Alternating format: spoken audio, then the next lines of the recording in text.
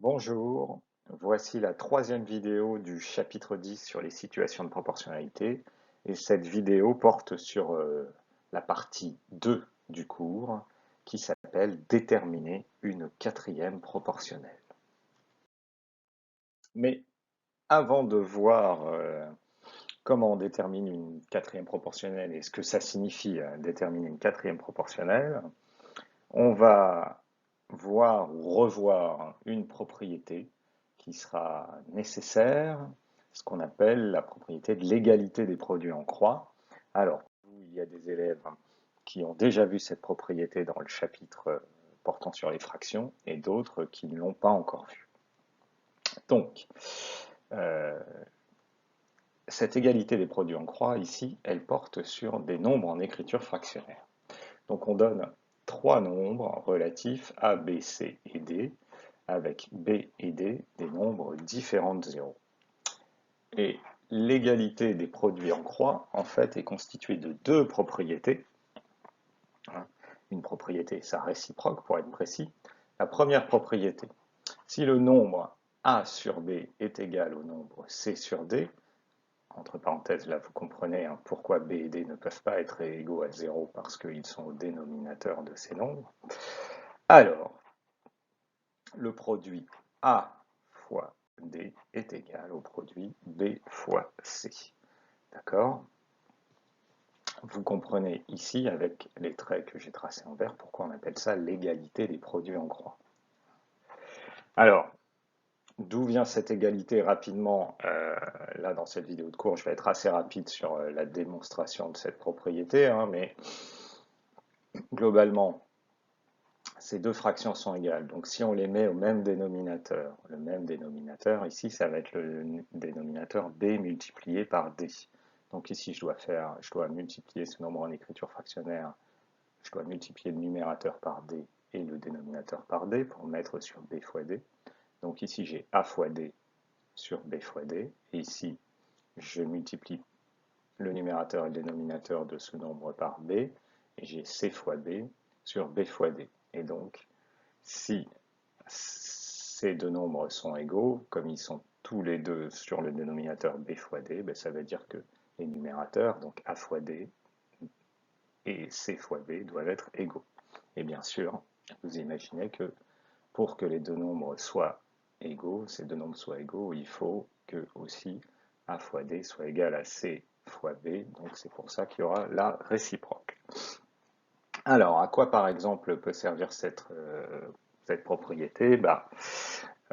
Ici, on sait que le nombre 1 sur 0,7 est égal au nombre 10 sur 7. Pourquoi? Parce qu'on a multiplié le numérateur par 10 et le dénominateur par 10. Donc ces deux nombres sont bien égaux. Et donc, ça nous donne que 0,7 multiplié par 10 est égal à 1 fois 7 et que tout ça, ça fait 7. Bon, évidemment, ici, peut-être que l'intérêt de la propriété ne vous saute pas aux yeux sur cet exemple, mais vous verrez plus tard qu'elle va nous être très utile. Et puis, la propriété réciproque, donc si le produit A fois D est égal au produit B fois C, alors le nombre A sur B est égal au nombre C sur D. Alors là, cette propriété, son utilité pour déterminer si deux fractions, deux nombres en écriture fractionnaire sont égaux, est un peu plus, comment dirais-je, un peu plus évidente tout de suite de l'intérêt de cette propriété. Par exemple, 24 multiplié par 60, ça fait 1440. Et 32 multiplié par 45, ça fait aussi 1440. Si vous voulez prendre un instant pour le vérifier à la calculatrice, vous pouvez le faire, mais bon, vous pouvez aussi me faire confiance. Donc on constate que 24 multiplié par 60, c'est égal à 32 multiplié par 45. Et donc, par exemple, on constate que 24 sur 45, la fraction 24 45e est égale à la fraction 32 60e. Or là, vous voyez, à première vue, c'était pas évident que ces deux fractions étaient égales, parce que est-ce que je connais un nombre qui, multiplié par 24 donne 32, et multiplié par 45 donne 60? Bon, c'est pas évident. Ce nombre existe, bien sûr, mais bon, en tout cas, il n'est pas facile à trouver de tête. Il est très probable que ce soit une fraction. Donc, voilà. Donc si on veut savoir si ces deux nombres sont égaux, il faudrait simplifier chacun des deux nombres. Et si on simplifie chacun des deux nombres, celui-ci on peut le simplifier par, excusez-moi, par 3 et on trouverait 8 quinzièmes. Celui-ci on peut le simplifier par 4, on trouverait 8 quinzièmes aussi, mais c'est assez long. Alors que, en fait, si on veut savoir s'ils sont égaux, il suffit de faire 24 fois 60, on trouve 1440, 32 fois 45, on trouve 1440, et donc ces deux nombres sont égaux. Voilà. Donc cette propriété s'appelle, ces propriétés constituent ce qu'on appelle l'égalité des produits en croix. D'accord? Alors, voyons comment utiliser cette propriété pour calculer et déterminer une quatrième proportionnelle. Alors, qu'est-ce que c'est déterminer une quatrième proportionnelle? C'est quelque chose que vous savez déjà faire, que vous avez déjà étudié dans les classes précédentes. Par exemple, les tableaux ci-dessous sont des tableaux de proportionnalité, et dans les deux cas, je connais la valeur de A, B, C, et je cherche cette valeur, et je connais ici la valeur de A, B et D, et je cherche cette valeur. Eh bien, on connaît trois valeurs dans un tableau de proportionnalité, on veut trouver la quatrième, c'est ce qu'on appelle calculer une quatrième proportionnelle. Et dans les classes précédentes, que ce soit en CM2, que ce soit en 6e ou en 5e, vous avez vu plusieurs méthodes pour faire cela. Et évidemment, cette année, on va s'intéresser particulièrement à la méthode qui utilise l'égalité des produits en croix. Donc petit b, propriété, égalité des produits en croix appliquée au tableau de proportionnalité. Quelle est cette propriété? Soit A, B, C et D des nombres relatifs avec B et D différentiels. Alors, si le tableau constitué par les quatre nombres A, B, C, D placés comme ceci est un tableau de proportionnalité, alors le produit A fois D est égal au produit B fois C. Donc, encore une fois, ici, vous comprenez pourquoi ça s'appelle l'égalité des produits en croix, puisque on fait des multiplications en croix, pourrais-je dire. A multiplié par D est égal à B multiplié par C. Alors, deux remarques. La première, c'est d'où vient cette propriété? Bien sûr, de ce qu'on a vu en premièrement. Si ce tableau est un tableau de proportionnalité, ça veut dire que le quotient B sur A est égal au quotient D sur C. Et ça veut dire, en faisant les produits en croix, que du coup A multiplié par D est égal à B multiplié par C. Donc ça, c'est direct. Ensuite, souvent, vous arrivez en quatrième en connaissant déjà ce qu'on appelle les produits en croix appliqués au tableau de proportionnalité. Parce qu'au programme de mathématiques, normalement c'est en quatrième, mais souvent on vous l'enseigne quand même en cinquième et dans les classes précédentes, et puis il peut vous être enseigné aussi en physique par exemple. Mais ce qu'on appelle l'égalité des produits en croix en mathématiques, c'est bien cette propriété, parce que vous, souvent, ce que vous avez en tête dans les produits en croix, c'est on fait d'abord une multiplication, puis on divise. C'est ce qu'on va voir maintenant. C'est une conséquence de cette propriété, ce ne sont que des conséquences. Parce que grâce à cette propriété, grâce à cette égalité, A fois D égale B fois C, du coup, si on connaît trois valeurs dans ce tableau, la quatrième se calcule directement en faisant ensuite une division. Je donne un exemple.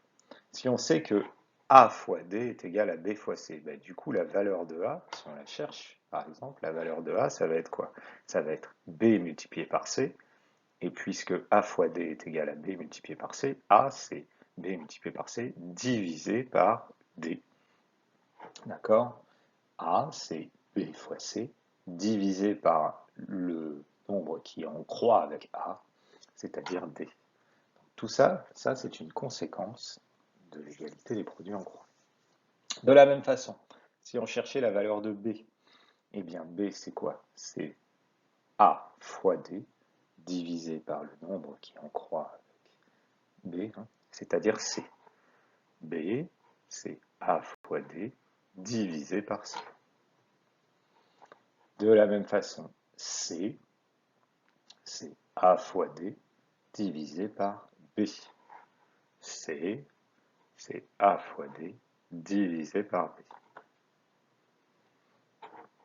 Et enfin D, si on cherchait la valeur de D, D c'est B fois C divisé par A. Le nombre D, c'est B fois C divisé par A. Eh bien, en utilisant cette conséquence de l'égalité des produits en croix, ces conséquences-là, bien sûr, on peut déterminer facilement des quatrièmes proportionnels. Alors, voyons ce que ça donne sur des nombres, hein, avec un exemple d'application avec des valeurs, parce que je sais que les lettres, parfois, ça vous pose problème. Donc, un exemple d'application assez familier pour vous. Vous savez faire ça depuis bien longtemps, normalement. 5 kiwis coûtent 2,40 € et on vous demande combien coûte 8 kiwis. Alors, bien sûr, on suppose que le prix ici est proportionnel au nombre de kiwis achetés. Alors, il y a plusieurs méthodes pour faire ça, mais ici, on va utiliser ce qu'on vient de voir. Donc, la première chose, c'est que ce problème, on peut l'illustrer par un tableau de proportionnalité. Ici, en première ligne, j'ai mis le nombre de kiwis achetés, 5 kiwis et 8 kiwis. Et puis en seconde ligne, j'ai mis le prix payé. Donc si j'achète 5 kiwis, je paye 2,40 € et je me pose la question, si j'achète 8 kiwis, combien vais-je payer? Eh bien, je cherche cette valeur et ce qu'on vient de voir précédemment dit que cette valeur est égale à quoi?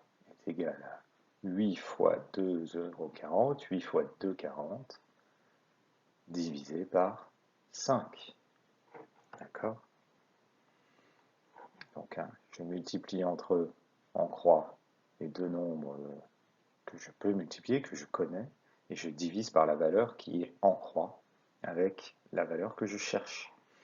Et ainsi, je trouve que le prix de 8 kiwis est de 3,84 €. Alors, une remarque. Cette méthode est très efficace pour compléter un tableau de proportionnalité, pour calculer une quatrième proportionnelle, mais elle a un inconvénient, c'est qu'elle ne donne pas le coefficient du tableau.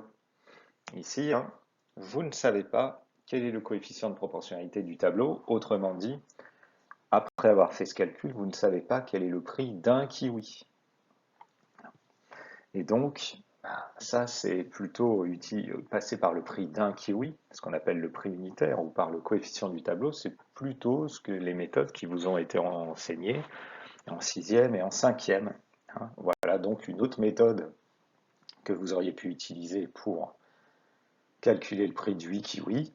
Eh bien, on commençait par calculer le prix d'un kiwi, c'est-à-dire le coefficient du tableau de proportionnalité, puis après on le multipliait par 8. Donc le prix d'un kiwi c'était 2,40 divisé par 5. On trouvait 0,48 et après je faisais 0,48 fois 8 et on trouvait 3,84 €. Vous auriez pu aussi, ici j'ai bien détaillé le calcul pour bien montrer qu'on passait par le prix d'un kiwi, mais vous auriez pu aussi faire ça directement en faisant 2,40 € divisé par 5 et puis fois 8, sans passer par le 0,48. Voilà. C'était d'autres méthodes pour résoudre ce problème et trouver la quatrième proportionnelle. Voilà, c'est fini pour cette leçon. J'espère que vous avez tout compris.